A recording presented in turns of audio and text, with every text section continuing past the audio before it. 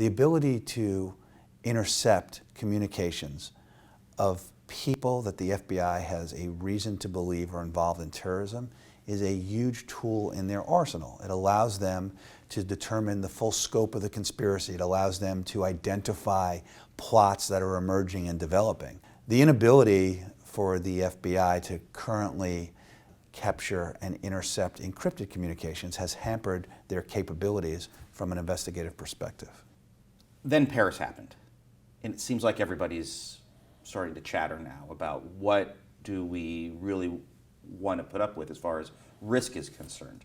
This is the way it always happens in this country, unfortunately. It takes a crisis to get people's attention. Not unlike 9/11. Same thing I see here with Paris, very similar. Paris, it'll come out, was a situation where we had communications that could not be intercepted by the intelligence agencies. One of the things terrorists are using these days to communicate and plan attacks is the Sony PlayStation 4, a gaming system. You know, tell me what you know about this system. Does that use encrypted communications? It's not encrypted. What it is, it provides a mechanism for players of the game to communicate with each other. So they're in this virtual environment. They can use text, they can use voice communication, they can use video communication to communicate while they're playing the game. So they're hiding in plain sight. They're hiding amongst millions of other gamers, and that in and of itself provides a huge challenge for law enforcement. And now ISIS is threatening the United States Capitol here in Washington, D.C.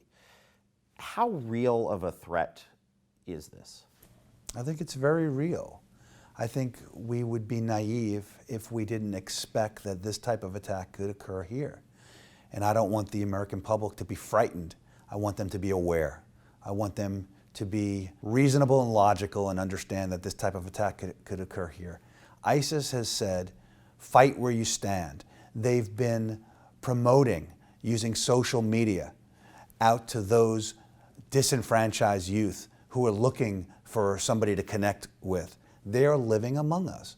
And the concerns of law enforcement is that these people rise up, either as copycats for what they saw in Paris, or those that might actually be very clearly directed in a much more precise, coordinated, collaborative effort to do what we saw in Paris. The ability to intercept the communications of bad people while protecting the communications of good people is a huge challenge.